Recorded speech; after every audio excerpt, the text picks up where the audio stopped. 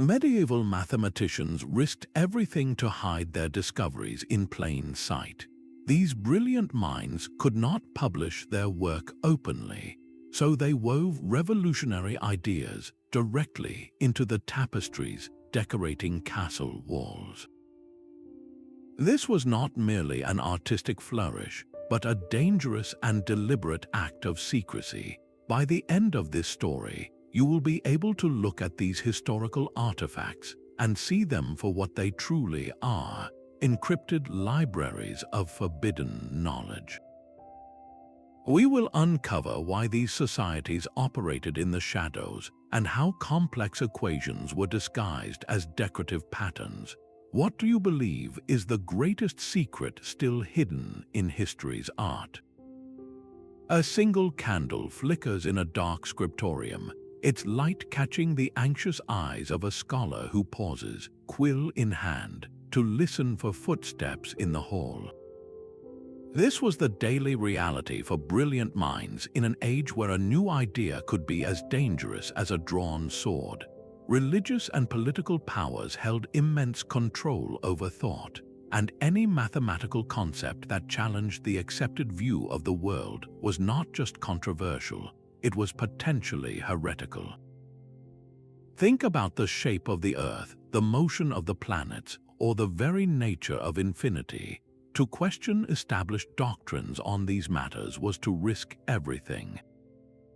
Universities were not the free centers of learning we imagine today. They operated under the watchful gaze of powerful patrons and ecclesiastical authorities. A single manuscript containing an unorthodox geometric proof could lead to accusations of witchcraft or consorting with dark forces, accusations that carried the severe consequences of imprisonment, exile, or worse. This pervasive climate of fear created an urgent problem. How could you preserve a revolutionary discovery, not for a week or a year, but for centuries, when putting it on parchment made it a death warrant? The answer required a form of communication that was both public and utterly hidden, a medium so ordinary it was invisible to the very authorities searching for subversion. This desperate need for secrecy is what drove specific, closed societies of intellectuals to turn to the most unexpected of libraries, the woven threads of a tapestry. A parchment library could be put to the torch in minutes, its fragile knowledge vanishing into smoke, yet on a far wall, a magnificent tapestry depicting a hunting scene or a biblical parable would remain completely untouched. This stark difference in survival was not a matter of luck, but of calculated strategy. Manuscripts written on vellum or paper were incredibly vulnerable. They could be destroyed by a single spilled candle, eaten away by dampness and insects, or deliberately torn apart during a conflict or an inquisition. Tapestries, however, were prized possessions, massive investments of wealth and status. When a castle was sacked, invaders might loot the silver, but they would often leave the wall hangings in place, or even carefully roll them up to be taken as trophies. These artworks were not just decorations, they were a form of mobile wealth and prestige, preserved with care in noble households for generations. The societies of mathematicians saw this clearly. They needed a vessel for their ideas that could outlast them, that could endure through the political turmoil, fires, and wars that regularly erased conventional records. The wool and silk threads of a tapestry, when kept in a dry castle hall, could remain vibrant for centuries, far longer than the lifespan of any book they could have written. By weaving their work into the very fabric of these cherished objects, they were not just hiding it, they were entrusting it to a medium with a proven track record of resilience. The knowledge gained a kind of immortality, sheltered within art that people were intrinsically motivated to protect and preserve. This clever use of a durable medium makes you wonder, how did they actually encode complex mathematical ideas into something as simple as thread and color? The very artistry that made these tapestries beautiful also made them the perfect hiding place. Picture a grand banquet hall filled with nobles in fine silks, their laughter echoing off stone walls. Their eyes drift over a magnificent tapestry depicting a royal hunt or a scene from mythology. They admire the rich colors, the skill of the weavers, the drama of the story. They are completely unaware that they are looking directly at an encrypted mathematical library. The key to this concealment was flawless artistic integration. A complex geometric proof did not appear as a stark diagram. It was woven directly into the arches of a castle gate or the tiled floor of a palace courtyard within the scene. The precise angles and proportions of a revolutionary architectural design might be hidden in the folds of a saint's robe or the structure of a distant tree. Even celestial charts, mapping the motions of planets that challenged the established cosmic order, could be disguised as a decorative arrangement of stars in a night sky. To any authority figure, from a visiting bishop to the king's own inquisitor, these elements were simply part of the artwork's grandeur, proof of the owner's refined taste and wealth. They saw decoration where an initiated mathematician saw a dangerous, world-changing truth. This camouflage in plain sight was a stroke of genius. It allowed these forbidden ideas to circulate in the most public of spaces, hanging on the walls of power, all while being utterly invisible to the very people searching for them. The knowledge was protected not by a lock and key, but by the assumption that such a grand and expensive object could only be a work of art, not a vessel for subversion. This leads to a fascinating question. What specific codes and ciphers did they use to translate abstract numbers into woven thread? A meticulous censor could spend his entire day poring over handwritten manuscripts, searching for heretical phrases or unapproved diagrams. His entire system of control was built around the written word. He would never think to scrutinize the hunting scene woven into the tapestry behind the duke's throne. This was the profound loophole in the medieval surveillance system.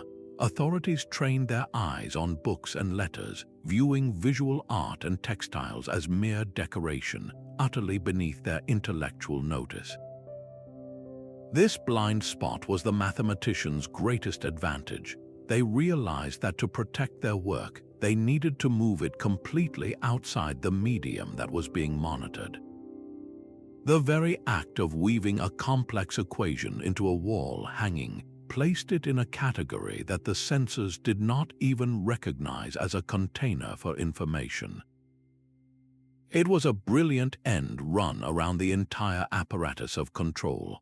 Adding another layer of protection was the language of mathematics itself. To an uninitiated guard or even an educated cleric, a page filled with geometric diagrams and strange symbols was just incomprehensible scribbles. This inherent obscurity translated perfectly into the tapestry medium. A pattern of intersecting lines in a woven garden could represent a groundbreaking trigonometric function, but to anyone outside the secret circle, it was simply an artistic rendering of flower stems.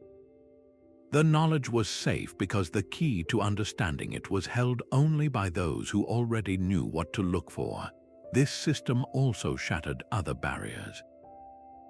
A French mathematician and a German astronomer who shared no common spoken language could both understand the geometric proof hidden in the border of a tapestry. The visual language of math and geometry became their universal cipher, allowing ideas to flow across kingdoms and languages without a single risky letter ever being exchanged.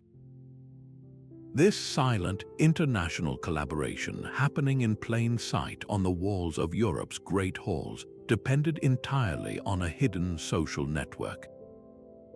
Who were these people and how did they organize such a vast and secret project? The mathematician's quiet explanation to the master weaver was a lesson in visual alchemy.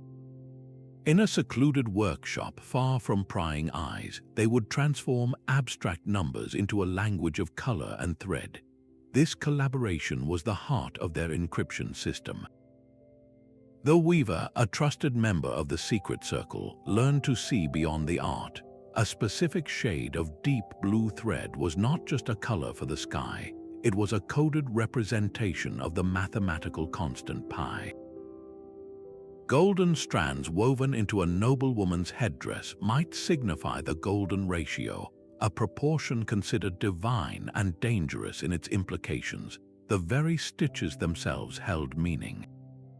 A particular knot repeated in a border pattern could represent an addition operation, while a shift in the weave's direction might signal a variable or an unknown quantity.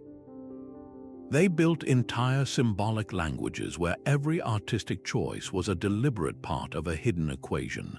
A tapestry depicting a garden scene was a perfect canvas for this visual cryptography.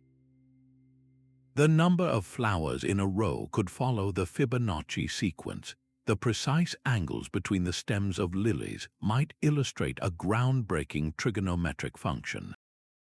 The arrangement of birds on a branch could chart the positions of planets on a specific, significant date.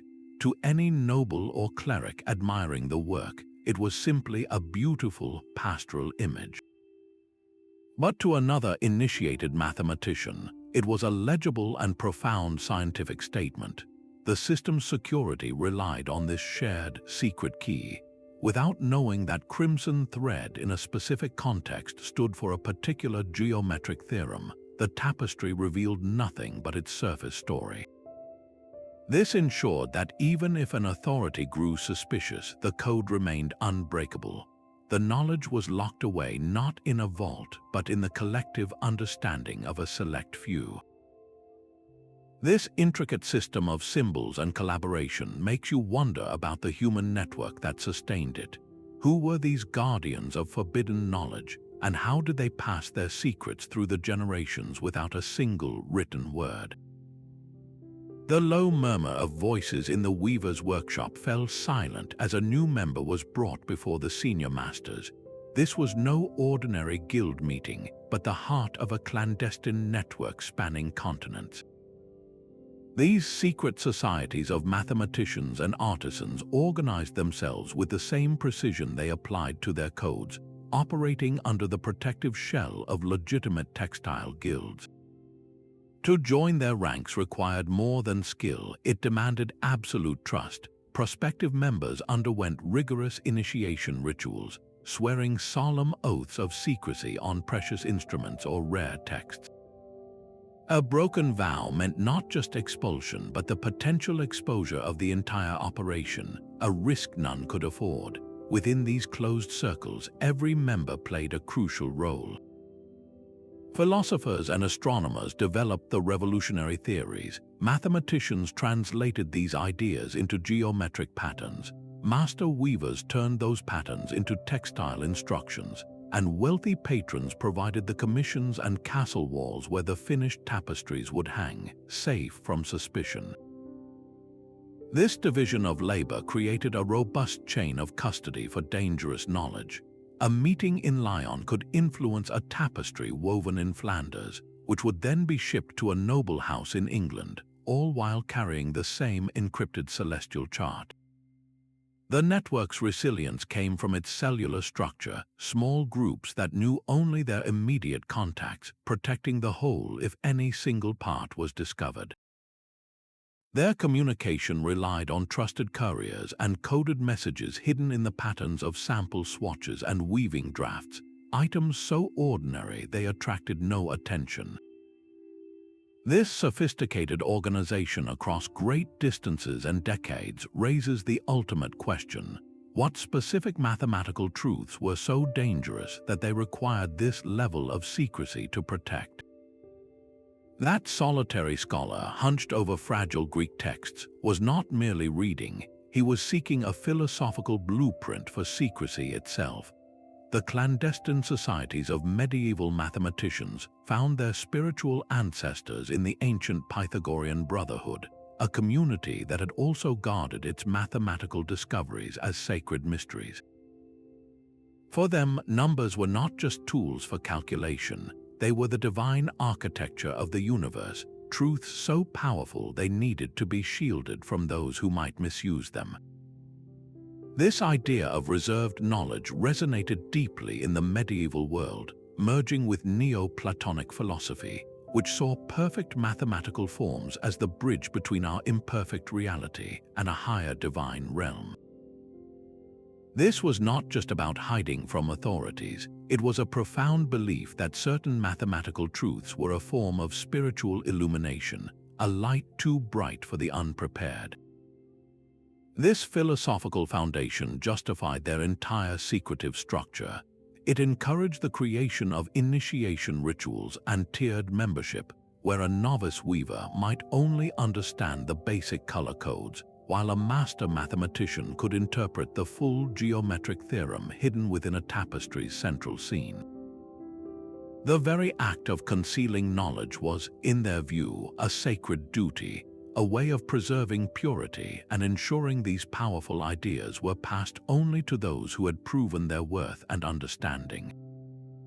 This intellectual heritage directly shaped what they chose to protect. The types of mathematics deemed worthy of such elaborate encryption were those that challenged the very fabric of perceived reality, ideas we will uncover next.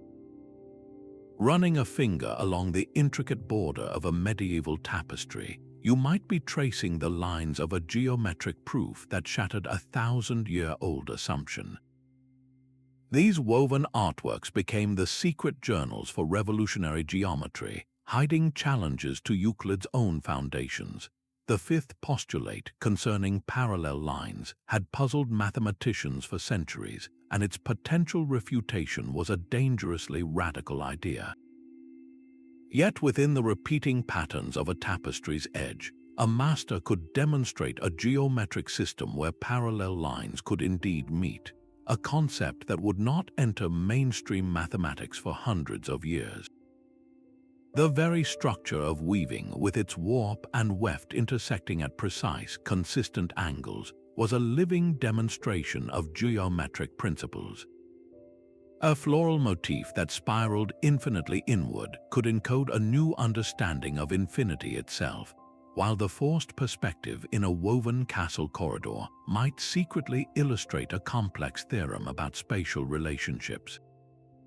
These were not simple decorations, they were deliberate, calculated arguments rendered in thread. The repetitive nature of the work allowed for the demonstration of pattern generation and transformational geometry, showing how a single shape could be systematically altered across a field, a concept vital to future mathematical developments. This hidden geometric knowledge, preserved in plain sight on castle walls, represented leaps in understanding that the public world of academia was not yet ready to accept. The same ingenious methods used to conceal these spatial truths were also applied to the secret world of numbers, where the very fabric of the tapestry could be made to count and calculate. A noblewoman admiring a tapestry's garden would count its flowers for their beauty, never realizing the numbers themselves held a secret. Those blossoms often followed the Fibonacci sequence, where each number is the sum of the two preceding it, a pattern of 1, 1, 2, 3, 5, and 8 flowers blooming in perfect mathematical order. This was no artistic accident. Secret societies embedded the very principles of number theory into these everyday scenes. A row of woven shields might repeat its pattern every 7 iterations, a hidden signal of the prime number 7 at work. The procession of knights and ladies in the background could be arranged in groups determined by a complex arithmetic series, their counts increasing by a fixed, hidden interval. Even the solution to a difficult algebraic equation, an unknown quantity represented by a specific color, could be revealed through a gradual progression of hues across a sunset sky, from the palest yellow to the deepest crimson. This visual encryption allowed mathematicians to share profound discoveries about divisibility rules, perfect numbers, and proportional relationships without ever writing a single incriminating numeral. The camouflage was flawless. An inquisitor saw a biblical scene, but an initiated colleague saw a revolutionary treatise on numerical harmony, a discussion on the properties of numbers that was taking place right under the noses of the authorities. This sophisticated encoding of pure mathematics was not just an intellectual exercise, however. It served a deeply practical purpose, allowing these thinkers to secretly advance fields that were crucial to the era's greatest endeavors, from navigation to engineering. The night sky woven above a Tapestry's castle was far more than a dark backdrop for silver stars. Each glittering point of light was a carefully placed data point in a secret astronomical record. Celestial scenes offered the perfect disguise, allowing mathematicians to encode calculations of planetary motion and predict eclipses with astonishing accuracy, all hidden within a beautiful, unassuming depiction of the heavens. A cluster of stars forming the constellation Orion might be subtly shifted from its known position, not from a weaver's error, but to represent a new calculation of its celestial path. The precise gap between a golden moon and a reddened Mars could illustrate a complex formula for orbital mechanics. For initiates learning the language of celestial mathematics, these tapestries became dynamic teaching tools. A master could point to the woven sky and explain how the spiraling pattern of a comet's tail actually charted its parabolic trajectory, a lesson in physics disguised as art appreciation. The reverence normally given to religious themes in these works provided a powerful protective shield. Who would dare accuse a magnificent tapestry of the Nativity, with its carefully arranged stars above the manger, of containing heretical charts that challenged the Earth-centered universe? This celestial encoding was not merely theoretical. The same mathematical principles disguised in those stellar patterns were the bedrock of practical, world-changing knowledge, hidden just as cleverly in the scenes of everyday life unfolding below those very stars. That cathedral rising in the tapestry was more than a backdrop for a biblical story. It was a detailed engineering manual in disguise. Within the intricate lattice of its painted scaffolding and the perfect curve of its stone arches, master builders hid the mathematical secrets of their trade. Guilds guarded this practical knowledge with fierce intensity, as the formulas for a stable bridge or a soaring cathedral vault were the source of their wealth and prestige. To share such secrets openly would be unthinkable, tantamount to economic suicide. Yet these principles were too valuable to be lost. The solution was to weave them into the very art that celebrated their achievements. The proportions of a woven castle gate might perfectly demonstrate the golden ratio, a mathematical relationship that creates an instinctively pleasing and structurally sound form. The arrangement of workers hauling a block of stone on an intricate system of pulleys could encode precise calculations about mechanical advantage and load distribution. Even the patterns of stress in a stone wall, invisible in reality, might be subtly indicated by the shading of threads in the tapestry's depiction. This allowed a master mason from one region to study a tapestry commissioned by a distant patron and understand a revolutionary new technique for distributing weight in a dome, all without a single risky letter being exchanged or a spy from a rival guild ever suspecting a thing. The knowledge was preserved not in vulnerable parchment ledgers, but within the celebrated artworks that hung in guild halls and noble residences, safe from prying eyes and industrial espionage. This intricate fusion of art and engineering required a level of trust and collaboration that was itself a carefully guarded secret, a silent pact between the thinker and the craftsman. A single misstep in the translation from diagram to thread could render an entire mathematical proof meaningless. This is why the relationship between the mathematician and the master weaver was not one of a boss and an employee, but of two experts speaking a new hybrid language. The mathematician arrived with vellum sheets covered in geometric shapes and numerical sequences, concepts that existed only in the abstract. The weaver's task was to interpret these visions through the physical reality of the loom, understanding how a specific angle could be maintained across thousands of interlocking threads, or how a particular shade of dye could be consistently reproduced to represent a constant. This required the weaver to grasp the core of the mathematical idea, not just to follow a pattern blindly. They needed to know that the integrity of a curve was more important than the exact hue of a character's cloak, making artistic compromises that preserved the hidden message. In return, the mathematician had to learn the weaver's craft. They discovered that certain complex curves were impossible to render perfectly on a warp-weighted loom, or that some color sequences would bleed together when viewed from a distance, obscuring the code. This forced the mathematician to redesign their encodings, to find simpler, more elegant geometric expressions that could survive the translation into wool and silk. Their communication evolved into a kind of shorthand, a private lexicon where a sketch of a knot referred to a specific operation and a sample of crimson thread held an agreed-upon numerical value. These partnerships often lasted for decades, the trust between the two individuals becoming as strong as the tapestry itself. The weaver, once initiated into the secret society, was no longer a mere artisan but a guardian of knowledge, their oath of secrecy as binding as any vow taken by a scholar. This profound symbiosis made you entirely reliant on the skill and discretion of another person, a human bond that was the true linchpin of the entire secret network. And none of this intricate, years-long work would have been possible without the silent, wealthy third partner who made it all happen. A wealthy duchess would never openly question the church's teachings on astronomy, but she could commission a tapestry of the nativity with a night sky woven to a revolutionary celestial map. These aristocratic patrons were the silent, essential partners in the mathematician's grand deception, providing the three things the societies needed most: money, walls, and political cover.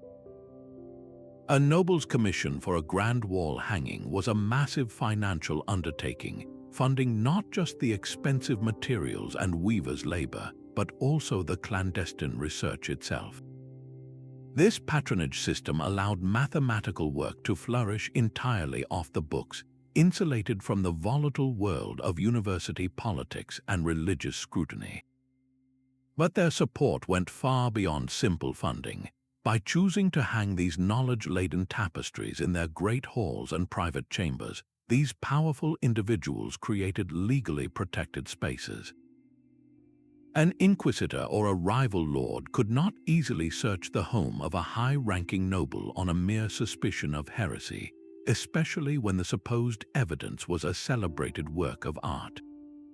The tapestry gained a kind of diplomatic immunity simply by being owned by the right person. Many of these patrons were not merely passive benefactors. Some were fully initiated members of the secret societies, aristocrats who had been educated in mathematics and philosophy, and who understood the profound implications of the work they were protecting. Others supported the societies for intensely practical reasons. They recognized that the hidden knowledge within these threads could lead to better fortification designs for their castles, more accurate navigation charts for their merchant ships, and advanced engineering for their mines and mills. This gave them a tangible economic and military advantage over their rivals. The system was a perfect, silent symbiosis. The mathematicians received the resources and safety to pursue their world-changing ideas, and the patrons received the fruits of that genius, disguised as beautiful decorations that simultaneously enhanced their own prestige. Their protection, however, was not just a luxury, It was a direct response to the very real and dangerous threats that lurked outside the castle gates. A chilling silence fell over the courtroom as the inquisitor held up a simple geometric diagram. This was the evidence used to condemn a brilliant scholar for witchcraft, his fascination with the properties of circles and irrational numbers twisted into a pact with dark forces. His story was not unique. Throughout the medieval period, mathematicians who dared to explore forbidden concepts faced interrogation, imprisonment, and sometimes even execution. The idea of an infinite universe, for example, directly contradicted the Church's finite, creation-centered model of the cosmos, making it a heresy of the highest order. Similarly, the existence of irrational numbers, those that cannot be expressed as a simple fraction, was seen as a dangerous flaw in God's perfect creation, a chaotic element that threatened the entire philosophical order. We have records of thinkers being forced to publicly recant their work on pain of death, their manuscripts burned as dangerous contraband. These were not abstract risks, they were the daily terror that shadowed every intellectual pursuit. The secret societies studied these cases with the intensity of survivalists. They analyzed which mathematical topics had triggered the most violent reactions from authorities, creating a kind of map of intellectual danger zones. This grim research directly informed their encoding strategies. A tapestry would never openly display a diagram of a heliocentric solar system that would be suicidal. Instead, the relative distances of planets might be hidden within the proportions of a decorative celestial border, or the mathematical formula for an elliptical orbit could be disguised as the graceful curve of a woven river. The persecution provided the motivation, and the tapestries provided the solution, a way to continue the vital work of discovery while leaving no conventional evidence behind.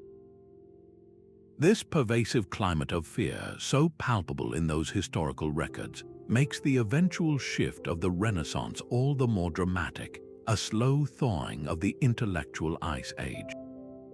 At the dawn of the Renaissance, a single tapestry could tell two stories at once.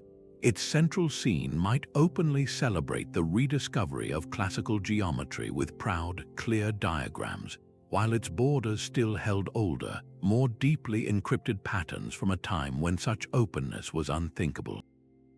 This duality captures the era perfectly, a slow and uneven thaw in the intellectual climate of Europe. The rediscovery of long-lost Greek and Roman texts, arriving through trade and translation, created a frenzy of excitement that made mathematical inquiry fashionable rather than forbidden. Suddenly, a nobleman could display his learning by owning art that celebrated geometry, not just art that secretly contained it. The printing press accelerated this shift dramatically.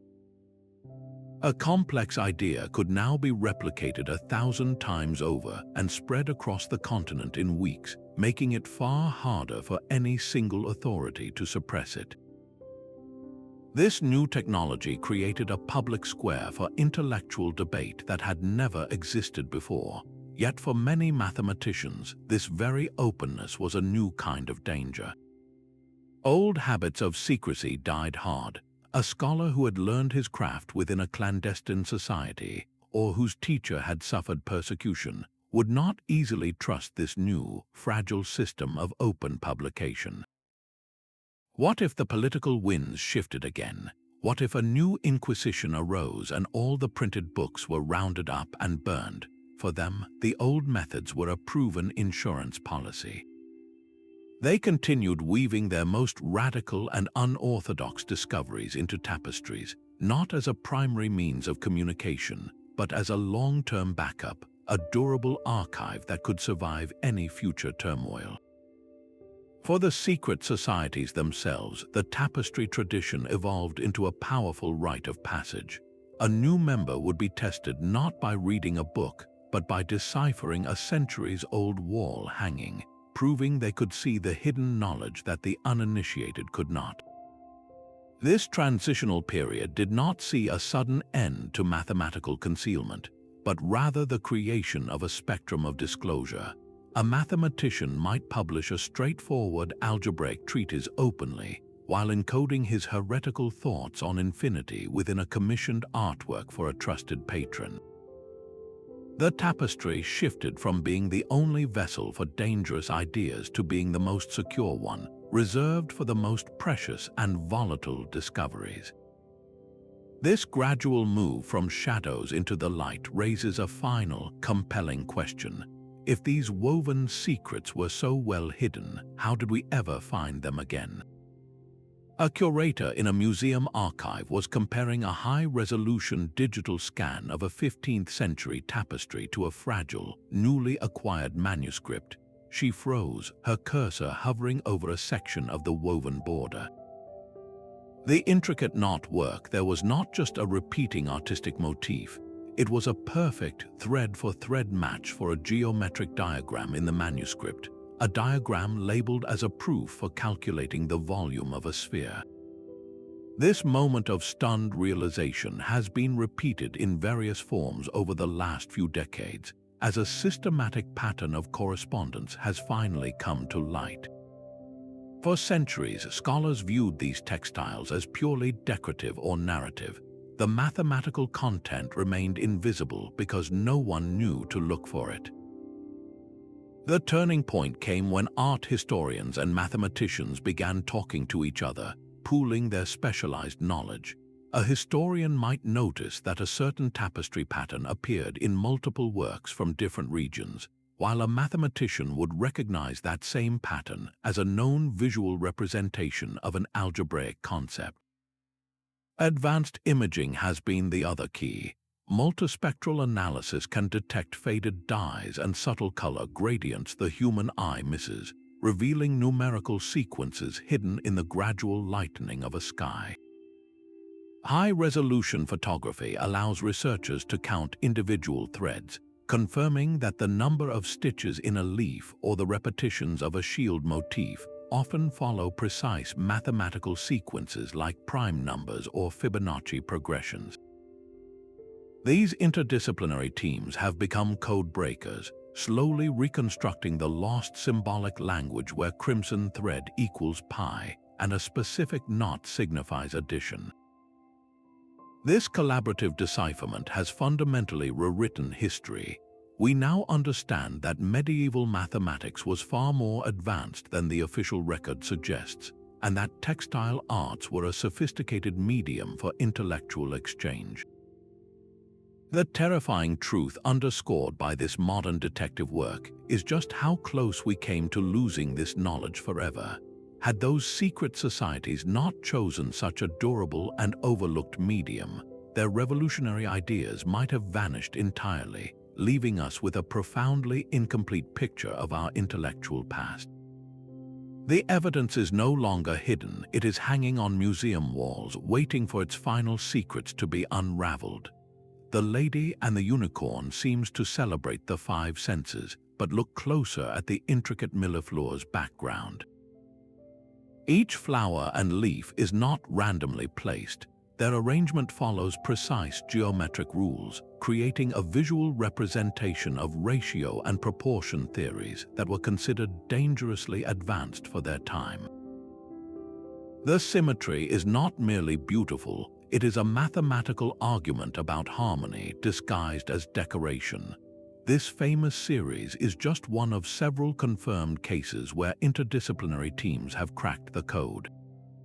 The monumental Bayeux Tapestry, while narrating a conquest, also operates on a hidden mathematical level.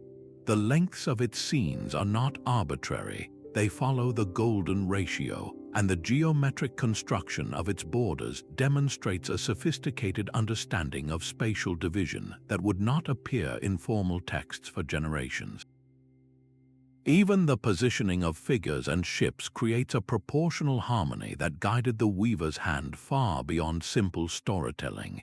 In various 14th-century cathedral tapestries, the architectural details themselves are the message.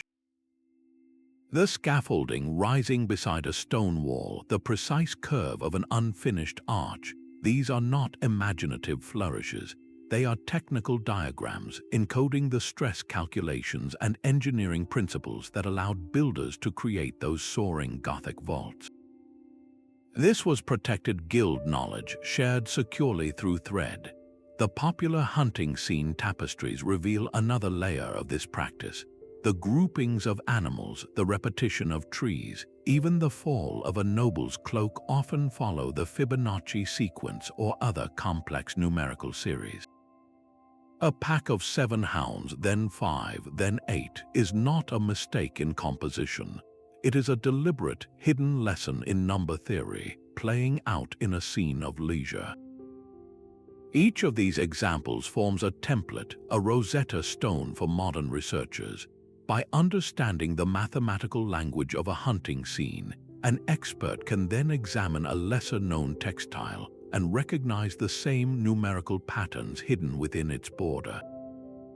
This growing library of deciphered works reveals the astonishing breadth of topics preserved this way, from pure geometry and number theory to practical engineering and astronomy. The evidence has been hanging in plain sight for centuries, waiting for us to learn how to see it. A single tapestry could teach a child to count or demonstrate a radical new theorem to a master geometer. The mathematical content woven into these textiles formed a complete spectrum, from the most basic arithmetic to concepts that would not be formally developed for centuries.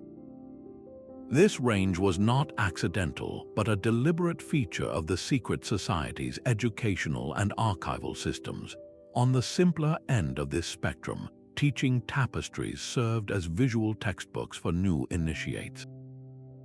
A scene of merchants trading goods at a market could encode basic addition and subtraction in the number of coins and sacks, while the rhythmic patterns in a border might illustrate multiplication tables through repeated motifs. These works introduced the society's symbolic language in a safe, visual format, allowing a novice to learn that a certain knot meant equals or that a specific flower color represented the number 5. This foundational layer was crucial for building a shared understanding among members who came from different backgrounds and languages. Moving up in complexity, other tapestries preserved sophisticated algebra. The solution to a quadratic equation could be hidden in the gradual height progression of trees in an orchard, with the unknown variable represented by a particular type of fruit. Trigonometric functions, vital for astronomy and navigation, were perfectly suited to the angular nature of weaving, appearing in the precise slopes of rooftops and the intersecting lines of castle fortifications. The most advanced works contain what we can now identify as precursors to calculus, ideas about rates of change and the accumulation of quantities. A weaving showing a river flowing might use subtle shifts in thread density to graph the changing speed of the current, a visual representation of a function's derivative. The complexity of the encoded knowledge often directly reflected the tapestry's purpose. Was it designed as a training tool for apprentices, or was it a confidential record of a master's latest, unpublished discovery? This spectrum reveals that these secret societies were not just hiding knowledge, they were actively cultivating it. They maintained a complete, self-sufficient mathematical ecosystem entirely outside the official universities, educating their members from the ground up and documenting their research in the most durable medium they could find. How did a student progress from recognizing a simple counting code to unlocking the profound secrets of the calculus precursors hidden in plain sight? A master would stand before a vast hanging and trace the path of a vine with his finger, not to admire its beauty, but to follow the logic of a geometric proof. This was a classroom without walls where the curriculum was woven in wool and silk. For new initiates in these secret societies, a tapestry was a living textbook. Its visual and tactile nature transformed abstract numbers into something you could almost feel. A complex algebraic relationship became easier to grasp when you could see it represented by the repeating colors in a knight's tunic, or when the increasing number of leaves on a stem illustrated a logarithmic progression.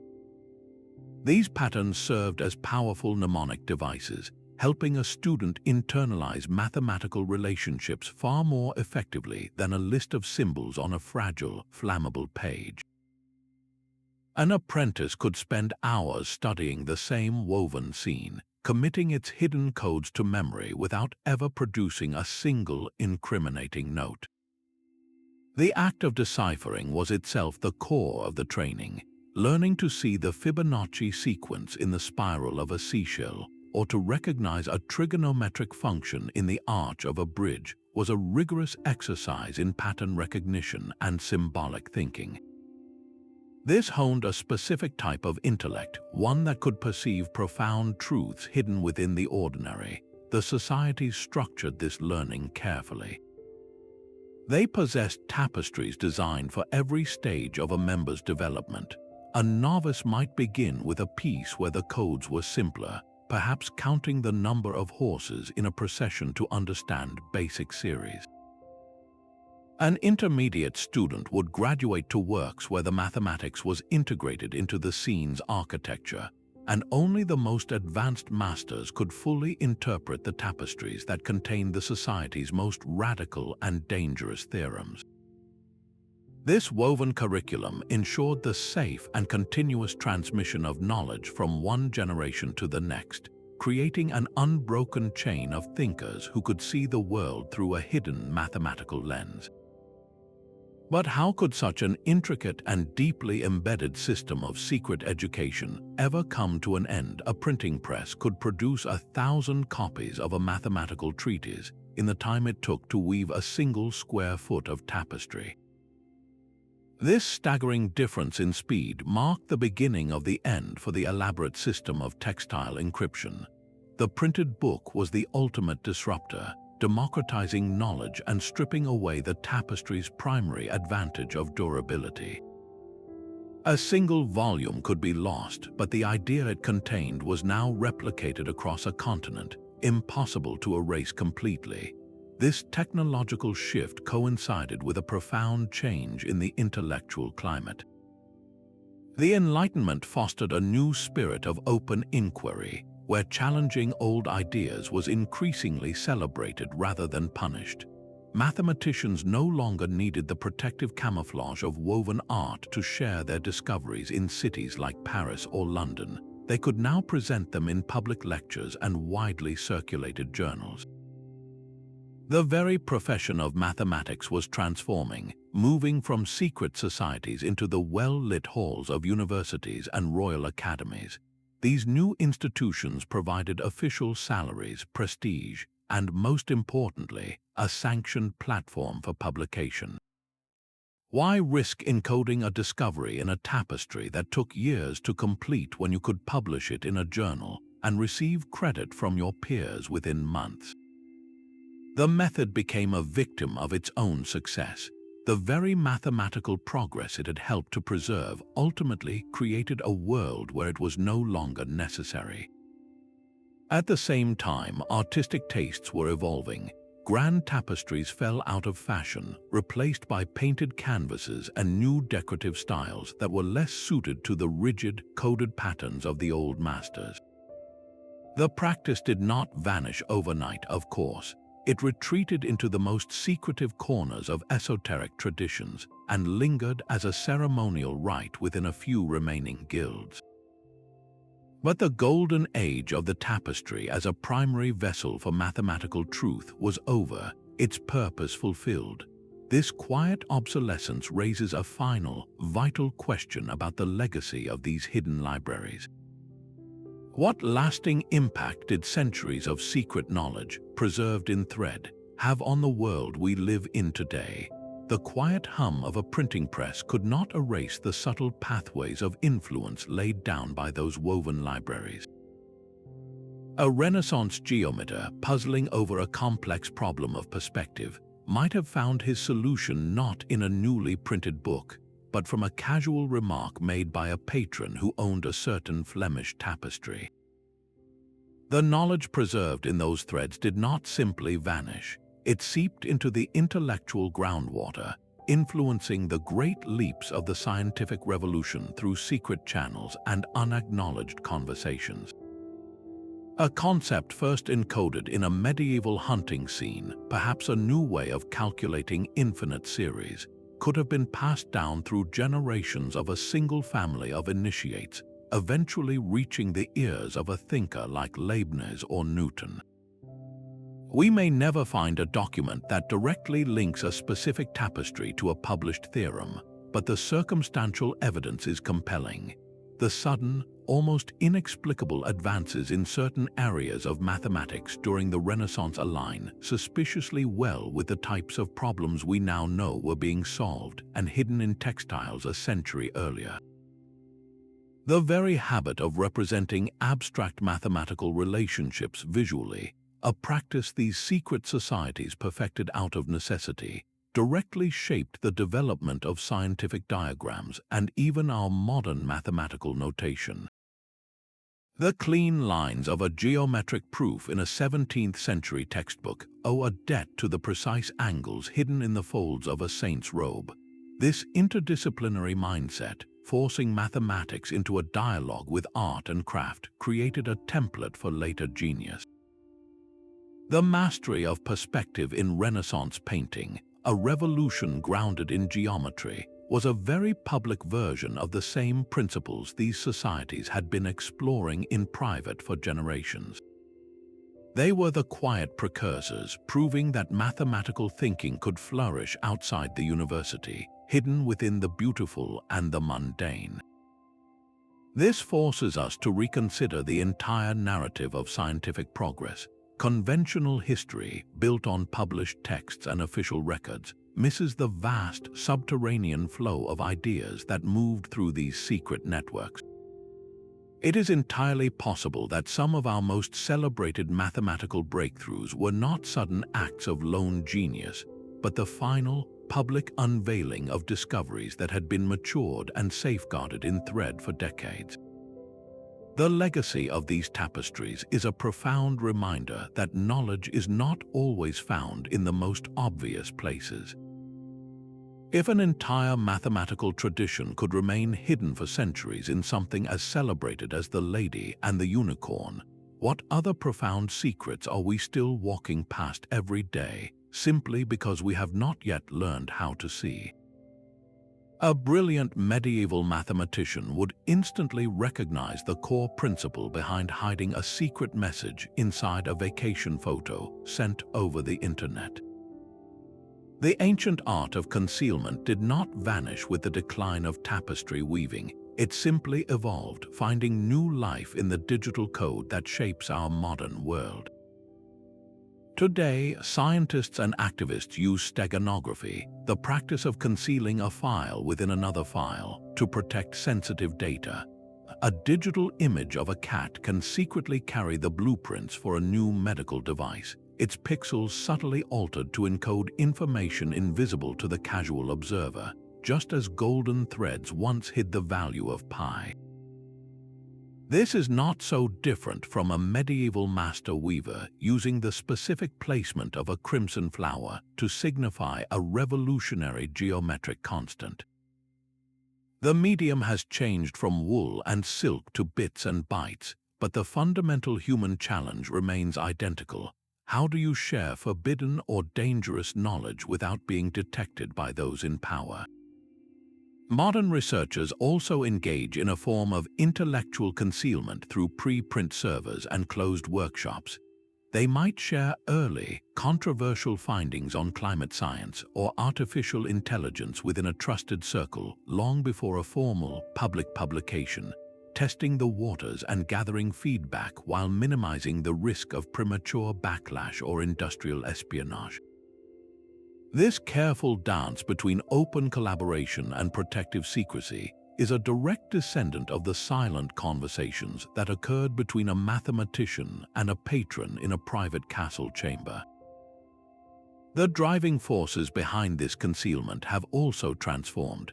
Where medieval thinkers feared the inquisitor's torch, modern practitioners might fear corporate litigation, government surveillance, or online harassment campaigns.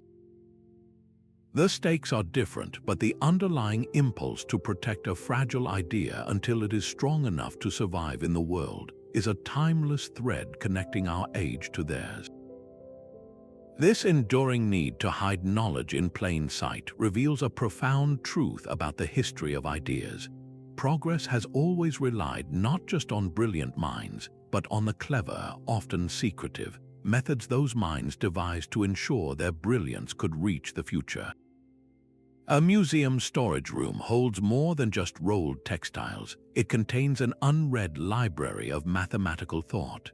Thousands of medieval tapestries reside in collections across the globe, stacked in climate-controlled darkness, their full stories still untold.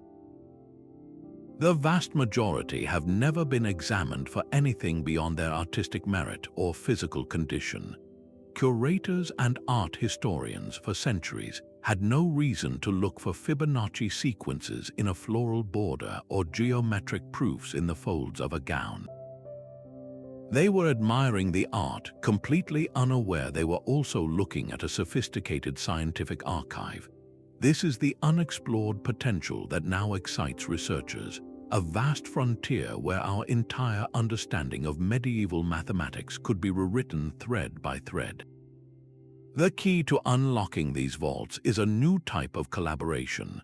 Mathematicians who understand the abstract concepts are now working directly with textile conservators who possess an intimate knowledge of weaving techniques and dye chemistry. A mathematician might recognize a complex equation, but it is the conservator who can explain how the loom was physically manipulated to create the specific pattern that encodes it. Together, they form a complete detective team. They are armed with tools those medieval weavers could never have imagined. High-resolution digital scans allow them to zoom in and count individual threads, confirming numerical sequences with absolute precision. Multispectral imaging can reveal faded colors and subtle gradients invisible to the naked eye, uncovering hidden layers of information that have been chemically erased by time. Software designed to analyze complex datasets can identify repeating geometric patterns and proportional relationships across a massive tapestry, relationships a human eye would almost certainly miss over such a large area. These collaborative projects are just beginning, and their early successes point to a thrilling future. What if a tapestry long classified as a simple pastoral scene actually contains a lost treatise on calculus? What if the key to a famous, unsolved geometric problem has been hanging on a museum wall for 500 years, waiting for someone to finally understand its language? Every rolled textile in storage is a potential time capsule, a message from a secret society of thinkers who trusted their most dangerous ideas to the durability of thread. The next great discovery in the history of mathematics may not come from a dusty manuscript, but from a vibrant woven landscape that has been patiently keeping its secret. A mathematician, an art historian, and a textile scientist walk into a laboratory, but this is no joke. It is the forefront of a new kind of historical detective work. These three experts, each a master of a field that rarely spoke to the others, now huddle around a high-resolution scan of a 15th-century tapestry fragment. The mathematician points to a complex knot pattern in the border, instantly recognizing its structure as a visual representation of a cubic equation. But the pattern is incomplete, its logic seemingly broken. The art historian interjects, explaining that the tapestry's central scene depicts a specific parable about redemption, a story popular in the region where it was woven. This narrative context suggests the mathematical sequence might be intentionally interrupted to reflect the story's theme of a broken covenant. Then the textile scientist leans in, her expertise turning the key. She notes that the loom used for this section was a specific type that could not physically produce the tight weave required to complete the mathematical sequence as drawn.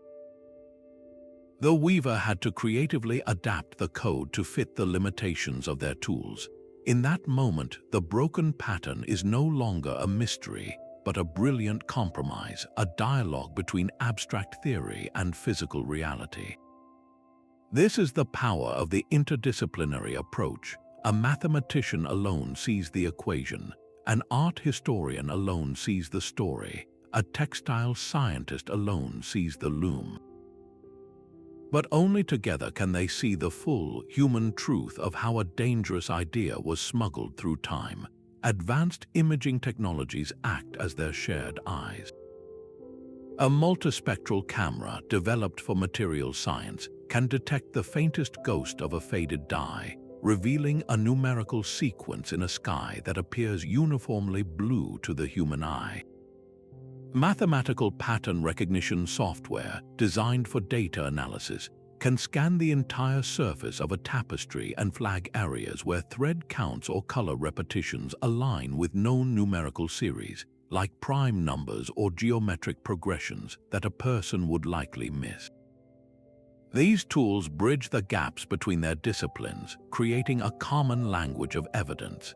This collaborative model is proving so successful that it is generating new methodologies for investigating other historical puzzles. Could the stained glass in a cathedral encode acoustic principles?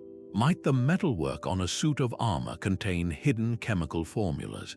The approach pioneered with these tapestries provides a blueprint for how we might reinterpret any artifact where craft and intellect intersect. It demonstrates that the most complex secrets of the past are often locked in a box with 3 separate keys, held by people who never thought to talk to one another. Unlocking one of these woven libraries does not just reveal a single mathematical truth. It gives us a new lens for examining all of history. This secret history woven into medieval walls is far more than a curious footnote. It is a powerful testament to human ingenuity under pressure. The story of these mathematical tapestries reveals a profound truth, that the pursuit of knowledge is so powerful it will find a way, even when forced into the shadows. These clandestine societies, facing genuine danger, turn the very symbols of wealth and power into their secret libraries, ensuring that revolutionary ideas about geometry, astronomy, and number theory would survive the fires of persecution. Their legacy challenges our modern assumption that progress happens only in well-lit laboratories and published papers. For centuries, the most advanced mathematical thinking was nurtured not in universities, but in quiet workshops and castle halls, its greatest discoveries hidden in plain sight as beautiful art. This forces us to reconsider what we mean by preservation. They were not just saving information, they were embedding it within a medium so culturally cherished it became practically immortal. The next time you stand before a medieval tapestry in a museum, pause for a moment. Look past the knights and the unicorns to the intricate patterns in the borders and the precise proportions of the architecture.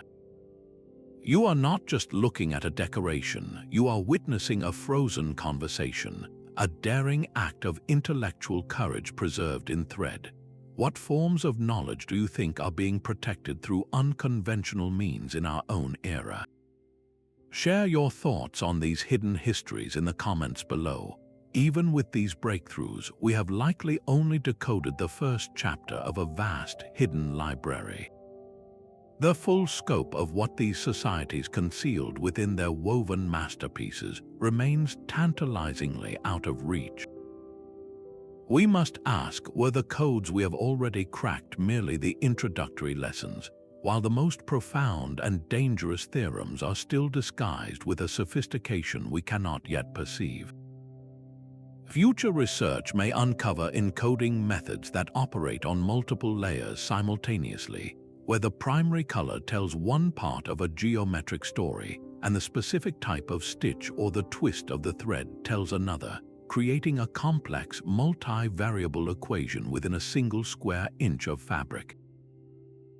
The hunt is also on to identify other secret societies beyond the textile guilds that participated in this clandestine network. Were there groups of glassmakers encoding optics into stained glass, or silversmiths hiding celestial mechanics in the engravings on ceremonial cups? Understanding the full network could reveal a medieval internet of ideas, all communicating through crafted objects. As our analytical tools grow more powerful, so does our potential for discovery. Advanced photon-based scanning could allow us to map the elemental composition of every thread without touching the artifact, potentially revealing hidden patterns through traces of metallic dyes long since faded from view. The mass digitization of museum collections is another game changer, creating a global database of high-resolution images. Researchers can then deploy artificial intelligence to scan thousands of tapestries at once, searching for recurring geometric motifs or numerical sequences that would be impossible for any single scholar to identify across such a vast corpus. This could finally reveal the systematic grammar of their secret language. The story of these mathematical tapestries is far from over. It is entering its most exciting phase. Each new collaboration between a historian, a coder, and a materials scientist adds another tool for listening to the whispers these weavers left in their thread. What world-changing idea, perfectly preserved, is waiting in a museum drawer for the right pair of eyes to finally see it?